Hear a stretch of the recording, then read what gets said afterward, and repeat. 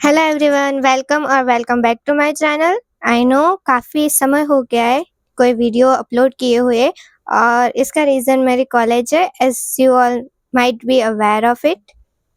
तो आज का वीडियो है how I published my first research paper as an undergrad, and I haven't even completed my undergraduate yet, and I have published my paper on SEL.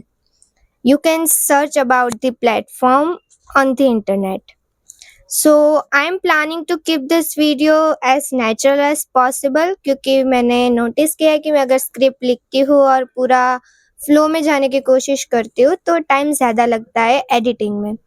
तो इस video में मैं अपनी story पहले आप लोगों को बताऊंगी कि कैसे मैंने अपना पेपर पब्लिश किया, और लास्ट में मैं आपको दूसरे जो वेज है जिसमें आप एज एन अंडरग्रेड अपना पेपर पब्लिश कर सकते हैं वो सारे आपको बताऊंगी।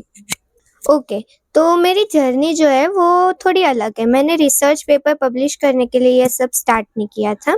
द थिंग इज़, मैंने अपने 5th सेमेस्टर के बाद जो वेकेशन था उसमें मुझे कुछ नई स्किल्स डेवलप करनी थी। तो मैं तब AIML सीख रही थी। तो मैंने स्टार्टिंग में कोर्सेरा से कुछ कोर्स लिए और वो सब किया। इसका अगर आपको कोई वीडियो चाहिए तो मैं वो भी शेयर कर सकती हूँ, आप कमेंट में बताना। तो मैंने वो सब AIML लर्न करना शुरू किया, पर इश्यू ये था कि मेरी कॉलेज में कोई ऐसे कोर्स नहीं है AIML से रिलेटेड। तो मुझे कोई ऐसा गाइडेंस नहीं मिल रहा था जो इतना स्पेसिफिक हो और मुझे डिटेल में वो लर्न करने में हेल्प करे। हाँ, मैंने कुछ प्रोजेक्ट्स डेवलप ज़रूर किए थे, पर वो इतने डेप्थ में नहीं थे। तो फिर मैंने सोचा कि मैं किसी फैकल्टी के अंडर अपना कोई अच्छा-सा प्रोजेक्ट बनाना शुरू करती हूँ, और मेरे पास एक आइडिया था छोटा-सा। तो फिर मैंने जो IIT और NIT के प्रोफ़ेसर्स हैं, जो AIML से रिलेटेड वर्क करते हैं, स्पेशली NLP, क्योंकि मेरा प्रोजेक्ट उसी से रिलेटेड था। तो उन सभी को मैंने कोल्ड मेल किया। अगर इसका भी वीडियो आपको चाहिए तो आप कमेंट करना, मैं उसका भी एक डिटेल वीडियो लाऊँगी। और उसके बाद मैंने मेल किया, और सरप्राइज़ मुझे कोई जवाब नहीं मिला। वो काफ़ी टाइम हो गया, 10-15 दिन हो गए, मुझे किसी से कोई आंसर नहीं आया। सिर्फ़ एक प्रोफ़ेसर थे जिन्होंने मुझे कहा था कि उनके असिस्टेंट ने मुझे रिप्लाई किया था कि वो जब फ्री होंगे तब मुझे रिप्लाई बैक करेंगे। उनका कोई जवाब फिर आया नहीं। तो फिर मैंने सभी प्रोफ़ेसर्स को वापस से एक फ़ॉलो बैक मेल किया। तो उनमें से ना एक प्रोफ़ेसर थे जो मेरी सिटी में पढ़ाते हैं, एक NIT में। तो उनका जवाब आया कि आप डिस्कशन के लिए मेरे ऑफ़िस आ जाइए, मतलब कॉलेज में। तो फिर मैं अपनी फ्रेंड को लेके गई, क्योंकि अकेले मुझे इतना ऑकवर्ड लगा कि मैं किसी को जानती नहीं हूँ ऐसे। तो फिर मैं अपनी एक फ्रेंड को लेके ऑफ़िस में उनके गई, और उन्होंने कुछ सवाल पूछे AIML से रिलेटेड, सिंपल, कि मैं जानती भी हूँ या नहीं, सिर्फ़ ऐसे ही मेल किया है कि मुझे कितना AIML आता है, मैंने कौन से कॉन्सेप्ट लर्न किए हैं, कहाँ से लर्न किए हैं। और फिर उन्होंने मुझे पूछा कि मुझे कौन से प्रोजेक्ट में काम करना है। और जैसे कि आप लोग को मैंने पहले बताया कि मेरे पास ऐसा कोई सॉलिड प्लान था नहीं, मुझे क्या करना है। मुझे लगा कि अगर मैं प्रोफ़ेसर के पास जाऊँगी तो उनका कोई प्रोजेक्ट होगा और उसी में वो मुझे काम दे देंगे। पर उन्होंने जब मुझे पूछा तो मेरे मन में सिर्फ़ एक प्रोजेक्ट था, एप्लीकेशन ट्रैकिंग सिस्टम से रिलेटेड, कि जो ATS होते हैं ऑनलाइन, उसमें जेंडर बायस होता है कि रिज़्यूमे जो होती है जेंडर के बेसिस पे कम या ज़्यादा मार्क्स देते हैं जेंडर के बेसिस पे। तो मुझे कुछ ऐसा बनाना था कि जो ये जेंडर बायस रिमूव करे। तो मैंने बस बताया कि हाँ, ये है, मेरे दिमाग में ऐसा कोई प्रोजेक्ट है, मुझे इस पे काम करना है। तो फिर सर ने कहा कि ठीक है, पहले तुम ये सारी चीज़ें करो और उसके बाद नेक्स्ट वीक वापस से आना कि कितना काम किया। सर ने फिर मेरी फ्रेंड को भी पूछा, क्योंकि वो मेरे साथ थी, कि उसे क्या काम करना है। तो सर ने उसे भी उसके आइडियाज़ के अकॉर्डिंग कुछ काम दिया, और फिर ये एक रूटीन बन गया कि हर वीक हम जो भी काम सर ने अगले वीक में दिया होता है वो करके जाते थे सर के ऑफ़िस में, अपना काम दे कहते थे कि हमने क्या-क्या किया, अपनी प्रोग्रेस बताते थे, और सर कुछ नया काम देते थे। तो इस तरीके से हमारा प्रोजेक्ट बन रहा था। उसी दौरान सर ने हमें एक वर्कशॉप के बारे में बताया जिसका नाम था भाषा वर्कशॉप। ये इंडिक लैंग्वेजेस के रिलेटेड थे, लाइक हिंदी, गुजराती, मलयालम, ये सारी लैंग्वेजेस होती है, उनका जो रिसोर्स होता है ये काफ़ी हाई होता है। मतलब ये सारी लैंग्वेजेस है ना वो बहुत वास्ट होती है, हमारे वर्ड्स बहुत ज़्यादा होते हैं हमारे लैंग्वेजेस में कंपेयर टू इंग्लिश। तो उसी की वजह से उसमें ना अभी तक इतनी रिसर्च हुई नहीं है, क्योंकि बहुत सारी एक्सेप्शन होती है जो हैंडल करनी पड़ती है ग्रामर के रिलेटेड। तो उसी के रिलेटेड ये पूरी वर्कशॉप थी इंडिक लैंग्वेजेस के रिलेटेड। उसमें एक शेयर्ड टास्क था ग्रामर करेक्शन के रिलेटेड, कि जो 5 लैंग्वेजेस हैं Hindi, Malayalam, Telugu, Bangla and Tamil, in 5 languages का जो सेंटेंस है उसका ग्रामर हमें करेक्ट करना था। उसके रिलेटेड हमें कोई मॉडल बिल्ड करना था और एक रिपोर्ट हमें सबमिट करनी थी। दूसरा शेयर्ड टास्क भी था, पर उसमें डेडलाइन थी तो वो हम मिस कर गए। हमारे पास समय नहीं था तो हम उस पे काम नहीं कर पाए। तो ये जो ग्रामर करेक्शन का जो मॉडल है वो हमने बिल्ड किया। उसमें हमने कुछ ट्रांसलिटरेशन की टेक्निक, डेटा ऑगमेंटेशन, ये सारी चीज़ें की और उसका हमें एक रिपोर्ट सबमिट भी करना था प्रोजेक्ट बन जाने के बाद इस शेयर टास्क के लिए। तो हमने वो रिपोर्ट जो था सबमिट किया और मुझे नहीं पता था कि ये एक पीयर रिव्यूड पेपर की तरह पब्लिश होगा, क्योंकि हमारा रिपोर्ट काफ़ी डिटेल था और उसमें कुछ ऐसी चीज़ें भी थी जो पब्लिश करने जैसी थी। तो उन लोगों ने हमारा जो पेपर है वो पब्लिश किया और उसकी जो प्रोसेस ये होती है पीयर रिव्यूड, यानी मुझे नहीं पता था कि हमारा जो पेपर है कोई 2 या 3 लोग रहते हैं, वो पढ़ते हैं, वो डिसाइड करते हैं कि ये पब्लिश करना है या नहीं और उसके बाद वो पब्लिश होता है। अगर आपका पेपर पीयर रिव्यूड है तो ये अच्छी बात है। दूसरा होता है प्लेटफॉर्म। हमारा पेपर जो है वो ACL में पब्लिश हुआ था, क्योंकि ये जो भाषा वर्कशॉप का जो पूरा थीम था वो IJC NLP के साथ एसोसिएटेड था, जिसकी वजह से पेपर ACL एंथोलॉजी में पब्लिश हुआ। और ये थी मेरी जर्नी। मैंने जैसे कहा कि मैंने स्टार्ट इसलिए नहीं किया था क्योंकि मुझे पेपर पब्लिश करना था। ये बस अचानक से सर ने हमें एक वर्कशॉप के बारे में बताया। मैं कंपटीशन नहीं कहूँगी, क्योंकि वर्कशॉप होती है वो कंपटीशन नहीं होती। यहाँ पे सभी लोग अपने कैपेबिलिटी के अकॉर्डिंग काम करते हैं। जो भी कोई प्रॉब्लम हमें दी गई होती है हम उसी पे काम करते हैं। अब बात करते हैं और कौन से तरीके हैं जिससे आप अपना पेपर पब्लिश कर सकते हैं।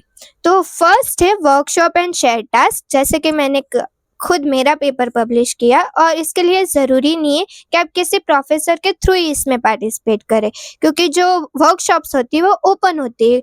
कोई भी शेयर टास्क पे काम कर सकता है, टीम में काम कर सकता है, अकेले भी काम कर सकता है और आपको एक डिटेल्ड रिपोर्ट देना होता है और ये मोस्टली लिखा हुआ होता है कि आपका जो रिपोर्ट है वो पब्लिश होगा कि नहीं होगा। तो फिर उसमें कुछ एग्जाम्पल है same eval, semantic evaluation workshop, fire, forum for information retrieval, evaluation, WMT share task, machine translation, भाषा वर्कशॉप जो कि मैंने खुद पार्टिसिपेट किया था जिसमें, एंड 5 शेयर टास्क। ये कुछ एग्जाम्पल्स है। अगर आपको इस पे डिटेल वीडियो चाहिए तो आप मुझे कमेंट करना, मैं इसका भी एक वीडियो लाऊंगी। तो वर्कशॉप्स है, जैसे कि मैंने पहले कहा, ये कंपटीशन नहीं है। हाँ, आपका काम है वो रैंक होता है, पर ये कंपटीशन नहीं है। आपका जो रिपोर्ट है वो कितना अच्छा है उस पे डिपेंड करता है कि आपका पेपर पब्लिश होगा या फिर नहीं होगा। ओके, तो उसके बाद दूसरा तरीका है प्रोफेसर कोलैबोरेशंस। अगर आपके कॉलेज में कोई डिपार्टमेंट है तो आप उनकी फैकल्टी के साथ बात कर सकते हैं, पर मैं सजेस्ट करूँगी कि आप अपने खुद जो टीचर्स आपको पढ़ाने आते हैं उनके साथ हो सके तो काम मत करिए, और अगर आपका रिलेशनशिप इतना अच्छा ना हो तो बिल्कुल मत करिए। हाँ, अगर आप उन्हें अच्छी तरीके से जानते हैं और उनका नेचर थोड़ा-सा चिल है तो उनके साथ काम करना, क्योंकि मुझे लगता है कि अगर कभी कोई मिसअंडरस्टैंडिंग हो जाए या फिर बात करने में कुछ ऊपर-नीचे हो जाए तो काफ़ी बार वो सारी चीज़ें ना वो फिर हमेशा साथ में रहती है जब तक आप कॉलेज में रहते हैं। तो choose the faculty who is very supportive and cooperative. मैं जिस सर के साथ काम करती हूँ वो काफ़ी काम है। आज तक उन्होंने हम पे गुस्सा नहीं किया, जबकि हमारे सवाल इतने नाइव होते हैं कि ये सवाल शायद पूछने भी नहीं चाहिए, इतना हमें पता होना चाहिए, पर वो सर है ना, वो हमें सारी चीज़ें फिर भी समझाते हैं। और आज कई बार ऐसा होता है कि हम डेडलाइन मिस कर जाते हैं, तो सर हमें डाँटते नहीं कि काम क्यों नहीं किया है सब। तो ऐसे ही किसी फैकल्टी को चूज़ करिए, अगर अपने डिपार्टमेंट से कर रहे हैं तो, जो आपको अच्छे से समझते हो और इतने ज़्यादा प्रेशर ना डालें।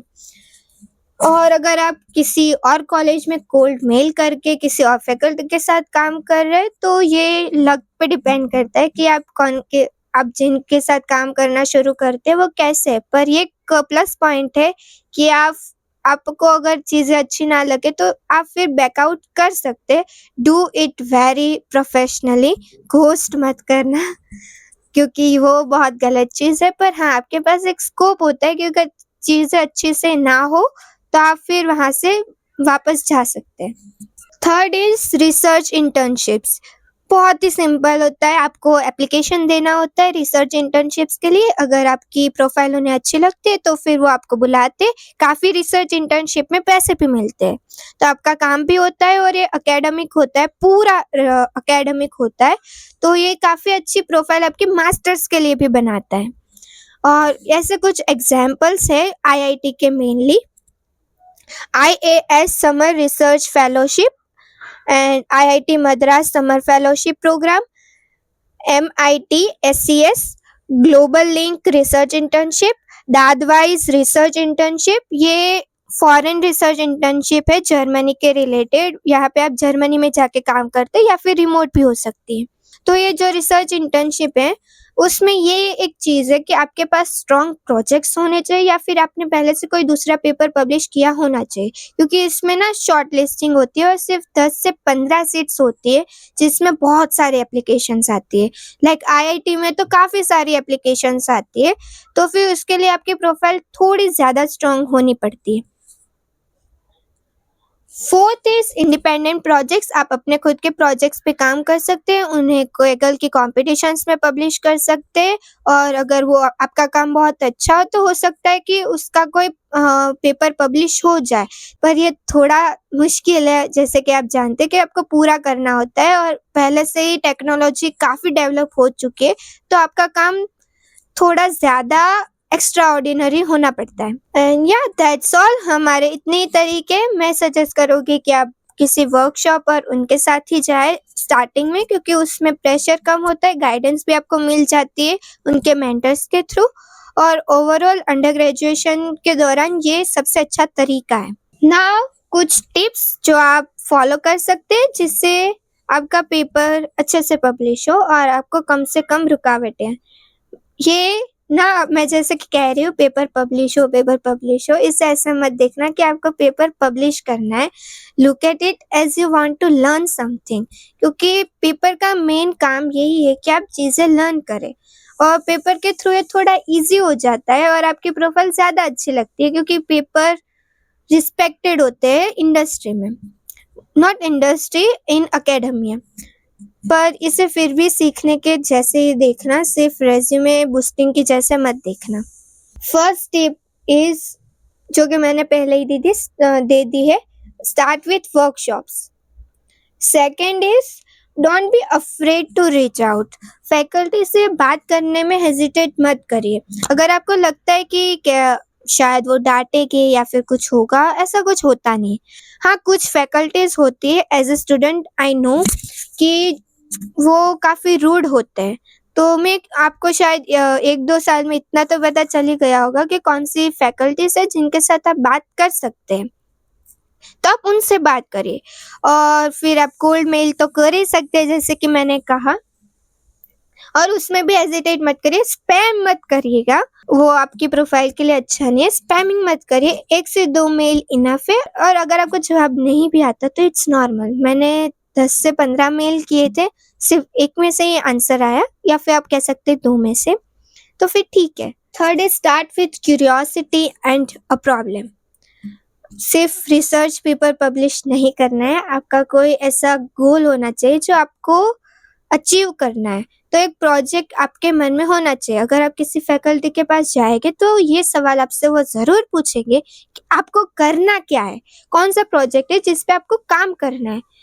तो हाँ, आपको अपने पास एक छोटा-सा आइडिया तो होना ही चाहिए कि आपको काम क्या करना है। और हाँ, बिल्कुल ज़ीरो से मत चले जाना। मैंने आगे भी कहा है कि भले ही लोग कहते हैं कि आप बस कूद पड़ो, आप तैरना सीख जाओगे, ऐसा नहीं होता है। आपको थोड़े बेसिक फंडामेंटल्स पता होने चाहिए, जिसमें आप काम कर रहे हैं, क्योंकि फैकल्टी बिज़ी होती है, जो प्रोफ़ेसर्स होते हैं वो बिज़ी होते हैं और आपको वो ज़ीरो से स्टार्ट करने में हेल्प नहीं कर सकते, और जब वो हेल्प करते भी हैं, तो वो आपको सिखाते नहीं हैं कोर्स की जैसे। अगर आपको कोई डाउट है तो वो आपका सॉल्व करते हैं, पर डोंट एक्सपेक्ट कि वो आपका हाथ पकड़ के आपके सारी चीज़ें वो आपको करके दे। स्टार्टिंग, एंडिंग, लर्निंग वो सब आपको करना है। वो बस वहाँ पे आपको गाइड करेंगे जब आप अटक रहे हो। Lastly, publishing a paper as an undergrad is possible. ऐसा नहीं है कि पेपर सिर्फ पीएचडी स्कॉलर्स ही पब्लिश कर सकते हैं, और ये बहुत हार्ड ट्रूथ है, क्योंकि जब मैंने स्टार्टिंग में सोचा था कि मुझे पेपर पब्लिश करना है, स्पेशली जब अपना कॉलेज पे काफ़ी सारे स्टूडेंट्स अपने रिव्यूज़ देते हैं कि उन्होंने एक पेपर पब्लिश किया, तो हमारे मन में भी आता है कि हमें भी कुछ करना है। पर मुझे लगा था कि ये सारी चीज़ें मैं मास्टर्स में ही कर पाऊँगी, क्योंकि अंडर ग्रेजुएशन में मेरे पास तो कोई ऐसा डिपार्टमेंट भी नहीं है एआई रिलेटेड कि मैं उस पे काम कर पाऊँगी। और कोल्ड मेलिंग का मुझे लगा था कि सिर्फ़ ऐसे सब कहते हैं, काम नहीं करता शायद। तो फिर हाँ, मैं काफ़ी पेसिमिस्टिक थी, मुझे नहीं लगा था मैं कभी अंडर ग्रेजुएशन में ही अपना एक पेपर पब्लिश करूँगी। It's very much possible, if I can do it, you can do it too, and that's all. आवजो।